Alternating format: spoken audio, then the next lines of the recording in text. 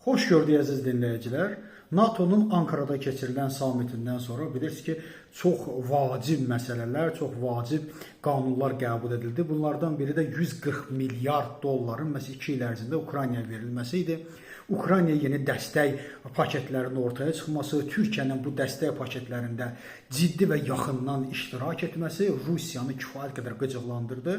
Və ikinci bir məsələ isə bugün Amerikada bilirsiniz ki, Türkiyə üçün kifayət qədər Türkiyəyə qarşı jestlər etdi. Bu jestlər əlbəttə təhlükəli jestlərdir. Mən bunu təhlükəli jest kimi qiymətləndirirəm.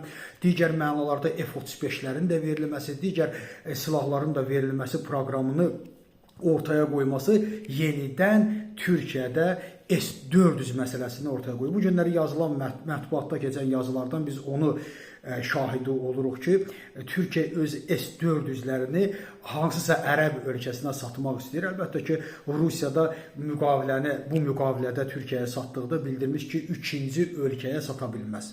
Bütün bundan irəli gələn məsələlər Rusiya mediasında çox ciddi müzakirə edilir.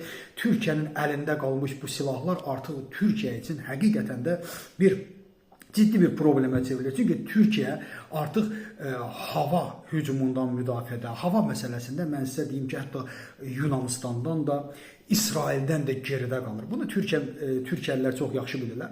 Vaxt vardı biz bu barədə danışdıqda deyirdilər ki, o bəzi bizdə o Erdoğançılar ki var, o manyak Erdoğançılar ki var.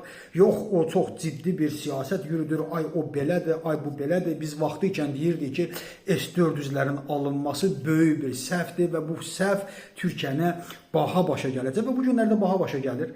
Türkiyə və Erdoğan başda olmaqla bilmir ki, bu S-400'ləri kimə versin, verə də bilmir, özündə saxlaya da bilmir, özündə saxladıqda F-35 proqramından kənarda qalır, Amerikanın dəstəyindən kənarda qalır və s. və ilaxır. Həqiqətən də biz bunu görürük ki, artıq bir neçə il üstündən keçdikdən sonra aparılmış bu mənasız siyasət, aparılmış bu dindar, kinçi siyasət heç bir siyasi və geosiyasi dərinlik düşünmədən həyata keçirilmişdi.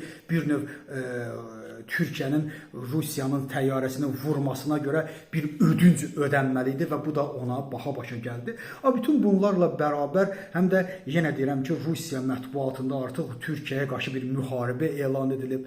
Əlbəttə ki, bugün də dəstəkləyirəm ki, Türkiyə bu silahdan tez bir zamanda canını qurtarmalıdır. Çünki bu Türkiyəni hər gün geriyə aparır, amma Rusiya mətbuatı da buna cavab verməyə çalışır. Bildirir ki, məhz Akkuyuda nüvə reaktorları məsələsini ortaya qoyur və yaxud da Türkiyə işçilərinin Rusiyada işləməsi məsələsini embargo və digər məsələlərdə də Türkiyəni təhdid etməyə çalışırlar. Amma sizə onu deyim ki, bu günləri Rusiyanın belə bir gücü yoxdur. Rusiyanın belə bir gücünün olmamasını Türkiyədə yaxşı başa düşür. Artıq Türkiyədə buradan bir U dönüşü ilə qayıtmaq istəyir. Çünki Türkiyə iqtisadiyyatı bərbad vəziyyətdədir.